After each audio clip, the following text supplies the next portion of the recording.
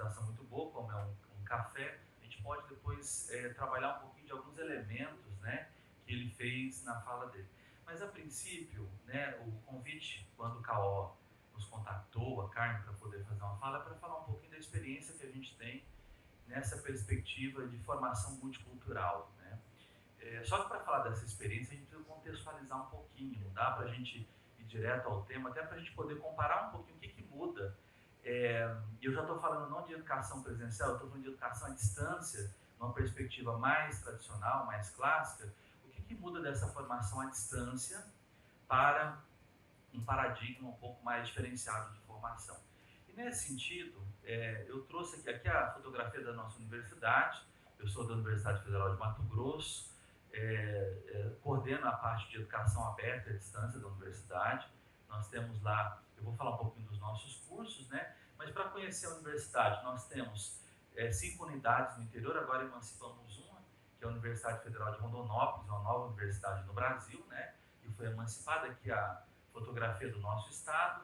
E para aqueles que não conhecem Mato Grosso, aqui eu trouxe essa parte vermelha. No Brasil, Mato Grosso é um estado estratégico, ele está na região central, é o centro geodésico da América do Sul.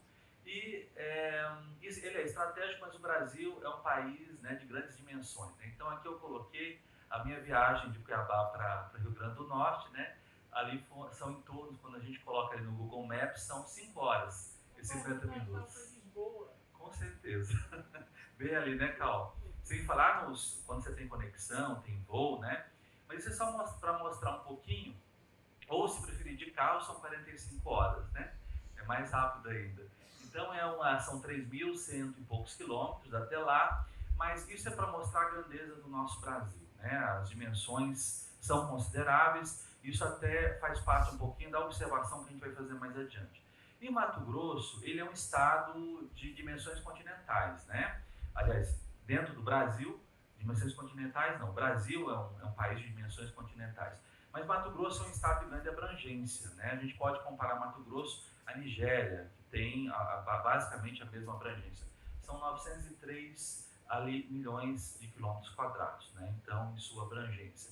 Então, é um estado consideravelmente grande. E ali a gente tem os nossos desafios, né? Primeiramente, do ponto de vista de inovação, até já puxando um gancho na fala do K.O., nos dias de hoje, a gente fala muito de inovação, né? E hoje nós vivemos hoje uma lástima, né, quando a gente fala da pesquisa brasileira. Em outro momento eu posso até falar um pouquinho sobre pesquisa e inovação. As universidades públicas hoje, elas produzem mais de 90% do que a gente tem em pesquisa no Brasil nos dias de hoje. Mas isso é muito pouco. A pesquisa brasileira tem caído, né? A gente tem visto isso nos gráficos, né? E no nosso estado a gente está num debate muito ousado nesse sentido. Por quê? Fala-se de Mato Grosso, maior exportador de soja no Brasil. E o Brasil é o segundo maior exportador de soja no mundo. Mas a gente exporta soja. Eu falo um pouquinho dessa peculiaridade, por quê? Para falar um pouquinho de inovação. A gente exporta soja, na balança comercial, a gente vai olhar, a soja tem um valor significativo, os grãos têm um valor significativo, mas você exporta café, você exporta soja, e de repente você compra o Nescafé, muitas vezes, num preço de 10 vezes mais do que você, muitas vezes, paga ou exporta para o exterior, né? Ele vem da Suíça, muitas vezes ali colocado, vem de outros países, vem dos Estados Unidos, vem manufaturado, e a gente só exporta grãos. Então a gente tem feito uma reflexão nesse sentido. Mato Grosso acaba muitas vezes sendo uma grande fazenda, né? Você produz, mas a inovação, como é que você trabalha o beneficiamento? Como é que você agrega valor, né, Cal? O que o K.O. falava agora há pouco, tem um pouco esse sentido. Se nós fizéssemos também, tivéssemos inteligências no nosso processo, a gente podia, para além de exportar soja, trabalhar um pouquinho mais nessa perspectiva da inovação. Então, nesse sentido, a gente tem feito um trabalho no nosso estado para falar um pouco da importância que a gente tem da educação, da pesquisa, do desenvolvimento científico e tecnológico, né? E apesar de você ter matéria-prima, de você ter hoje um produto interno considerável, né? Quando você pega, sobretudo, que produz Mato Grosso, nós ficamos aí, podíamos fazer muito mais nessa perspectiva. E nesse sentido a gente fala um pouco do nosso papel enquanto educadores. Um estado dessas dimensões continentais, o agronegócio é uma questão latente, mas no estado de Mato Grosso, nós tivemos um desafio muito grande pela sua abrangência, sobretudo, que foi fazer educação à distância, fazer educação no estado de Mato Grosso. Na década de 90, nós tínhamos uma dificuldade muito grande, ainda não tínhamos a regulamentação da educação à distância no Brasil, nós tínhamos a demanda de 5 mil professores para formar da rede pública naquela época, e se nós uníssemos todas as universidades que nós tínhamos naquela época no estado, a nossa capacidade de formação ano era 180 pessoas. E na década de 90, nós começamos a pensar, olha, o que a gente pode fazer diferente? Como nós podemos trabalhar com educação, como nós podemos inovar e tentar levar a educação com compromisso social para aqueles que não têm, em um estado que tem as dimensões que eu acabei de citar aqui. E a gente criou lá atrás a primeira experiência com educação à distância do Brasil, voltada para a educação superior, né? Então ali foi na década de 90, obviamente a responsabilidade de se criar uma proposta formativa. Eu estou falando de educação superior, na verdade educação à distância, está aqui o Matar, que é um estudioso da área, vem de longa data, tem todo um debate que se tem aí no mundo e no Brasil, mas no Brasil especificamente na educação superior, as nossas universidades ousaram na década de 90 porque nós não tínhamos regulamentação. Como a gente não tem hoje um debate muito profícuo na questão da educação aberta, dos processos de acreditação, que a gente precisa melhorar, onde o CAO colocou. Mas naquela época, o governo, né, enquanto Estado, não tinha mecanismo para poder fazer autorização, e lá vai as nossas universidades. Vamos tentar desenvolver um modelo para chegar nos mais distantes locais do estado de Mato Grosso. E na década de 90 era outra realidade. Aqui, por exemplo, essa figura de terra, isso aqui 1990, 1995, eu estou trazendo um caso bem crítico. A gente tinha municípios do estado de Mato Grosso em que você tinha 1.000 quilômetros em estrada de chão. Então, aqui na época de chuva, é a figura de um ônibus indo para o município de Aripuanã, aproximadamente 1.000 quilômetros de distância da capital do estado, né? Então ali, o nosso desafio era muito grande na década de 90. E aí a gente começou a trabalhar a educação à distância para democratizar o acesso a essas pessoas que estavam nos mais diferentes municípios do estado de Mato Grosso. E ali fica bem claro o nosso desafio. Primeiramente, a nossa dimensão ali colocada é a ruptura da distância. Era chegar distante, era reduzir a distância entre aquele que queria ter o conhecimento e a universidade, que era um privilégio para poucos. Então ali começa a nossa história, demarcadamente a discussão do acesso, da inclusão, da democratização, ela foi muito forte. Mais adiante um pouquinho, em 1995, nós começamos as primeiras experiências digitais com ambientes virtuais de aprendizagem. No início da década de 90, nós não tínhamos luz elétrica em alguns municípios, e lá, Caó, nós fizemos a formação de 2.500 pessoas ano. 2.500 professores ano ingressaram na educação superior por meio de uma modalidade. E na época a gente não tinha tecnologias digitais.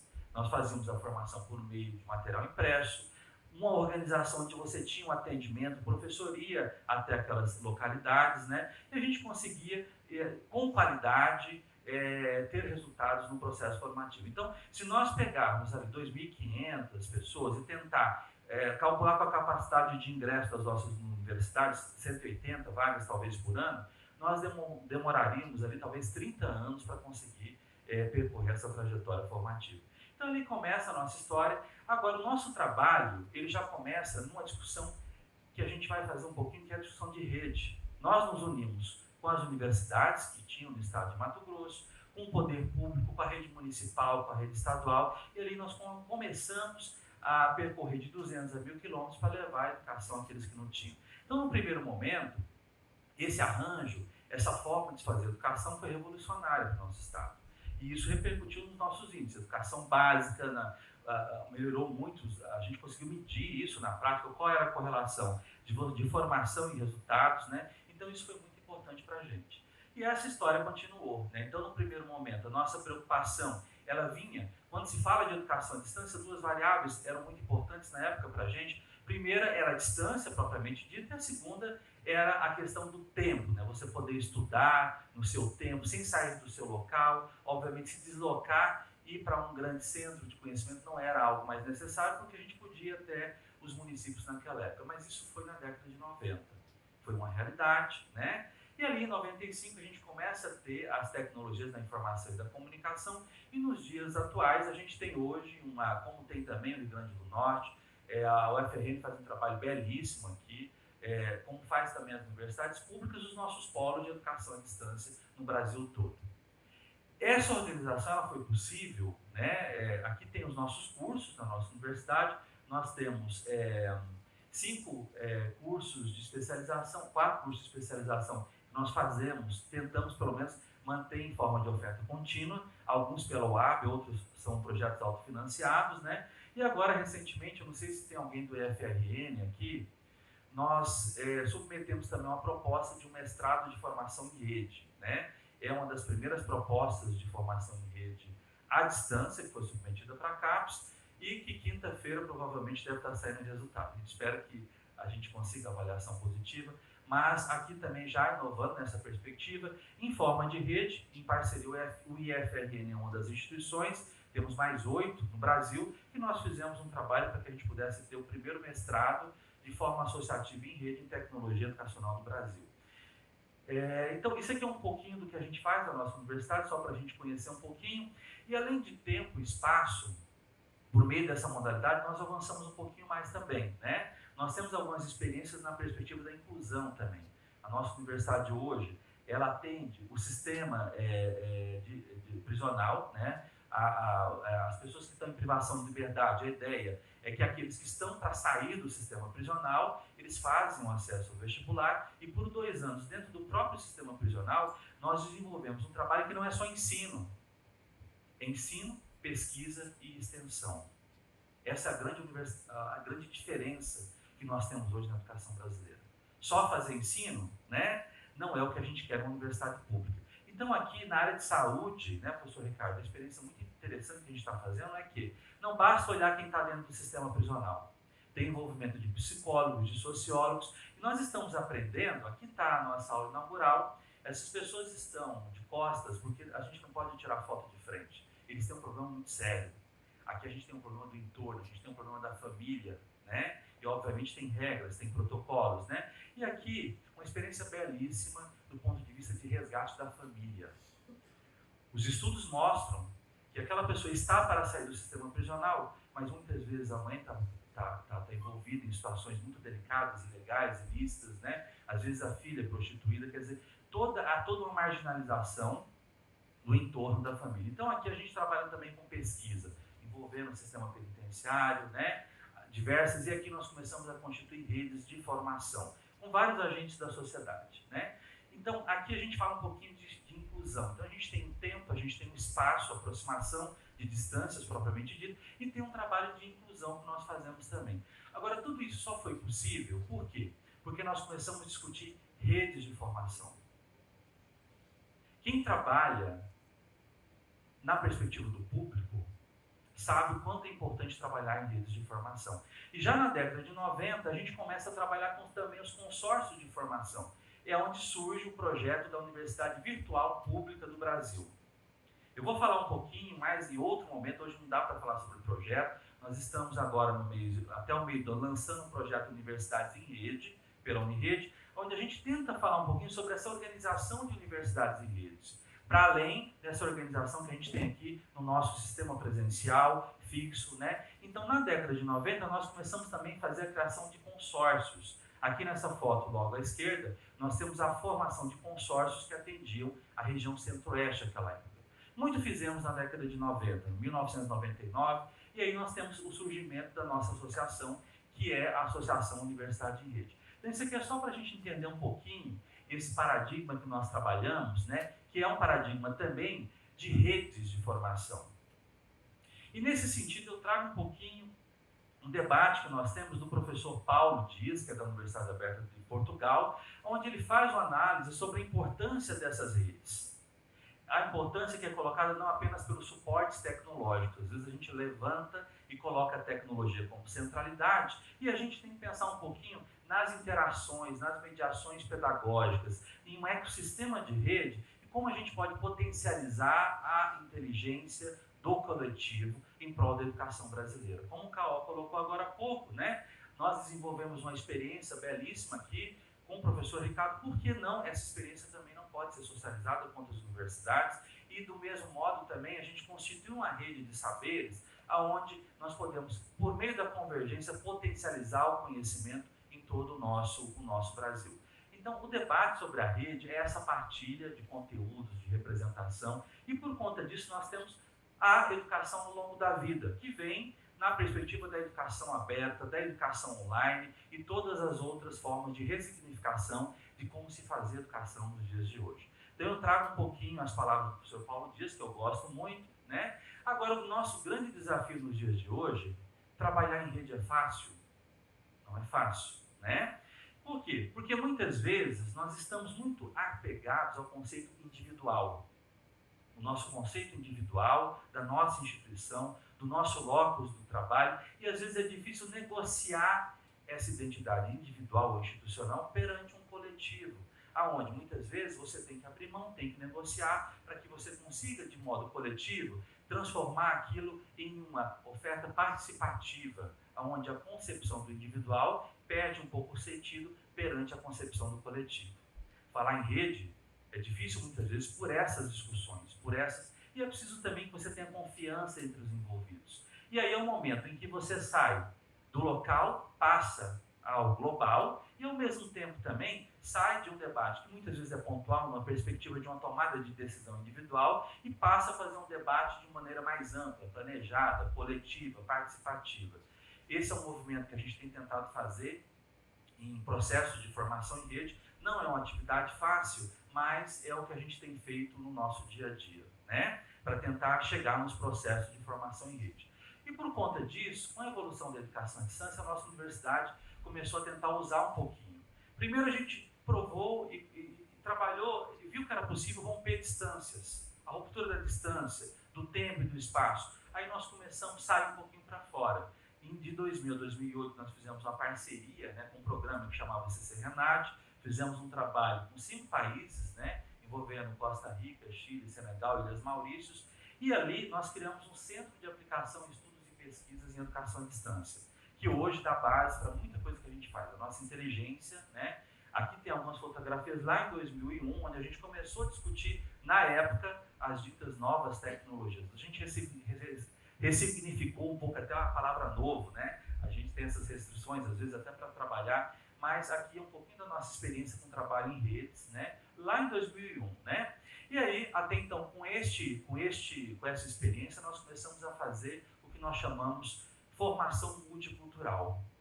Ou seja, no primeiro momento, nós tivemos a ruptura do espaço, as distâncias foram reduzidas. O tempo também, nós começamos a ressignificar o nosso tempo. E aí, no outro momento, nós recebemos um convite para fazer um trabalho, levar uma proposta formativa bem ali do outro lado, a aproximadamente 20 mil quilômetros, né? Ou seja, no Japão. Ora, se a gente tinha conseguido levar a educação para municípios a 1000 quilômetros, nós pensamos, olha, não vai ser tão difícil levar a educação para o Japão, né? A princípio nós nos equivocamos, não por conta da distância, porque a distância é algo que a gente supera por meio das tecnologias da informação e da comunicação, mas por conta de uma outra barreira, que são as barreiras culturais. Aí nós abrimos um projeto, né, com o objetivo de formar professores que atuavam no Japão. O que acontecia no Japão naquela época? Havia em torno de 70 escolas brasileiras no Japão, e os filhos de brasileiros que lá estavam tinham acesso à proposta de formação lá de ensino médio. E muitas vezes a escola não estava habilitada com o que era preconizado na legislação. Então a gente precisava de criar, discutir o sistema educacional, a gente precisava trabalhar com a formação de professores. E ali nós criamos a primeira graduação nossa na universidade em pedagogia e japanologia, né? Ou seja, era uma formação de um professor para lidar com crianças brasileiras que estavam lá, mas também ele tinha que ter princípios da cultura japonesa. E ali nós ofertamos imediatamente 300 vagas, né, para esses professores que estavam no Japão, com diversos desafios, né? E o principal dos desafios que nós encontramos, a princípio nós pensamos em tecnologia, pensamos em distância, Não foi nem tecnologia nem distância. A webconferência funcionou muito bem, as nossas plataformas funcionaram muito bem, mas as barreiras culturais começaram a surgir e aí lidar com esse novo contexto cultural diversificado passou a ser o outro desafio. Então, tempo, espaço e cultura, né, foi o que a gente começou a fazer um trabalho de ressignificação. O curso foi um sucesso. Em 2013, nós graduamos, tivemos 76% de taxa de sucesso, né? O índice de reprovação não foi tão grande. E ali, o que nós verificamos dessa primeira experiência? Era um curso à distância, né? Aqui a formatura, pessoal, estou indo breve um pouco, para a gente não delongar muito. Aqui um polo, nós tínhamos 6 polos no Japão, eram 6 cidades, né? E ali, 230 professores se formaram. Um impacto direto no sistema educacional, formando os professores que atuavam em escolas brasileiras, né? Então foi uma experiência maravilhosa, nós conseguimos resgatar esses brasileiros, né, e aperfeiçoar. Aqui é a foto da formatura, né? Agora, dessa experiência, o que nos restou de dificuldades, de debate, de desafios? A questão da formação multicultural. Era muito difícil, mesmo depois que você formava o professor para atuar nas nossas escolas, trabalhar com uma criança que tinha uma base cultural que envolvia elementos da cultura japonesa e elementos da cultura brasileira, né? Por mais, e aí nós tivemos na época até inclusive um curso que a gente chamava de japonologia dentro do currículo, mas mesmo assim esse desafio ficou pautado na nossa experiência. Então veja bem, as culturas, né, são ensinadas de geração em geração, cada cultura tem seus hábitos, seus costumes, as suas diferenças. Era quase impossível você desenvolver um trabalho de formação sem tocar nas questões culturais. E aí os problemas, como não fazer juízo de uma ou outra cultura, subjulgando, dizendo que uma cultura estava acima da outra. E ali vários debates que nós desenvolvemos, inclusive aqueles que são referentes aos traços de etnia, como idioma, vestimenta, credos, mitos, costumes e as próprias diferenças do sistema educacional brasileiro e japonês. Então essa primeira experiência que a gente desenvolveu, ela levou a uma última experiência que nós estamos realizando agora recentemente, que é uma proposta de formação multicultural, né? Nós iniciamos essa experiência no ano passado no Japão, né? E agora recentemente iniciamos a mesma experiência na China também, né? Coincidentemente na cidade de Wuhan, né? Tivemos que interromper, nós fizemos uma parceria com a Universidade de Tecnologia de Wuhan, aliás, tentamos fazer a parceria ainda no ano passado, para discutir. Universidade de Macau também, nós fizemos um debate sobre essa experiência. Mas o que consiste em um currículo de formação multicultural? Nós criamos os nossos currículos em parceria com as duas universidades. Então aqui é um exemplo, é um curso de aperfeiçoamento. Aqui em cima eu tenho uma disciplina que tem como objetivo discutir aspectos políticos e econômicos, uma breve história do Japão e do Brasil. Como que funciona um currículo multicultural? Como que funciona essa experiência? Nós temos, nessa perspectiva, sempre um professor do Brasil que vai falar sobre a história brasileira, contando ela em língua portuguesa, mas também em inglês e japonês. E temos também um professor do Japão que vai falar da história do Japão, contando a sua história em português e ao mesmo tempo a gente tendo aquela história em japonês e inglês. O nosso processo de formação multicultural envolve os currículos escritos, aliás, os materiais escritos em diferentes línguas, e, obviamente, todo o debate sobre essa experiência, ele é feito por meio do que a gente chama aba multicultural. Nós criamos ambientes multiculturais, eles são personalizados graficamente, né? Aqui tem o símbolo da Arara brasileira, né? Toda uma discussão desde o design dos nossos ambientes, e aí quando o aluno acede esses cursos, o próprio ambiente se formata a língua a qual ele é nativo, né? E aí, os conteúdos a gente conseguiu resolver nesses ambientes multiculturais. E a questão da interação, das redes, das experiências. A primeira experiência nossa, aqui está um ambiente japonês, ele automaticamente se configura conforme, né? E aqui estão os fóruns. Então vocês vejam bem que a gente tem pessoas escrevendo em japonês, outras em português e outras em inglês. Por incrível que pareça, essas pessoas conseguiram se comunicar. É claro que não com toda a fidelidade, né? Se você utiliza um tradutor, por exemplo, você tem uma certa dificuldade. Mas também nós usamos os tutores, né, bilíngues. O tutor fala português, um tutor fala português e fala inglês, e o outro fala japonês e fala português. E aí nós temos uma proposta de formação multicultural, que foi muito bem aceita, que é a nossa última experiência com formação multicultural. Então, para fechar, para finalizar, o que a gente apresenta nesse contexto? É claro, eu fui muito breve, né, a experiência é muito curiosa, tem muita história para se contar sobre isso, né? E para lembrar, dentro deste ambiente de formação cultural, a gente tinha na primeira turma 25 alunos japoneses nativos, 25 brasileiros do curso de administração e 25 egressos do curso de pedagogia que residem no Japão. Então, é uma miscelânea de pessoas que falam diferentes línguas, diferentes idiomas, diferentes culturas. E os resultados dos fóruns são belíssimos, gente. Você imagina alguém discutir o surgimento do Estado brasileiro, os nossos problemas, comparando as duas histórias com especialistas de dois mundos, praticamente, né? Que é o mundo oriental e o mundo ocidental. Então, isso aqui é um pouquinho da nossa experiência. O que fica nessa perspectiva que foi colocada? Nós tivemos dificuldades, sim. Não foi o fator distância, não foi o fator tecnologia. A nossa maior dificuldade nos dias de hoje, nos nossos projetos, é a discussão cultural, que é o desafio que nós estamos tentando superar, que não é fácil, né? E nessa perspectiva, enquanto desafio, não são as diferenças culturais que são desafio, é o respeito às diferenças culturais. Como é que a gente trabalha, né, no contexto de formação multicultural? E nessa concepção, a gente tem, obviamente, colocando novamente a dificuldade dos nossos sistemas, né? O marco regulatório do Brasil é uma dificuldade muito grande. O Cauã falou de acreditação, a gente está tentando resolver isso, né, na perspectiva legal, e hoje a gente tem essas propostas em andamento, mas o que a gente quer no próximo ano é permitir que os nossos alunos, nós começamos um conceito de Virtual Exchange, possam fazer esses cursos independente e validar essas disciplinas, né? Imagine você fazer uma disciplina na Universidade Federal de Mato Grosso ou fazer uma disciplina na Universidade de Tóquio ou na Universidade Aberta do Japão, e reconhecendo esses créditos, tal qual como a gente faz hoje na nossa mobilidade na educação presencial, tá? Então, eu encerro a minha fala, tá? E o Cauã acho que vai fazer alguns contrapontos nessa perspectiva depois para falar um pouquinho das experiências com o ARU, né, Cauã? Sobre o que a gente falou um pouquinho mais adiante também sobre microacreditação e algumas coisas que hoje a gente precisa discutir para poder levar esse debate adiante. E aqui também a experiência que vem do ICDE, né? Nós tivemos algumas reuniões, inclusive com o AJ, no próprio ICDE, e lá nós já levantamos novos projetos que nós estamos em fase de execução já para o ano, para esse ano, né? A partir de abril nós vamos estar refazendo esse curso, mas já com a outra perspectiva. Bom, era isso, peço desculpa se eu delonguei, tá? Mas muito obrigado pela atenção.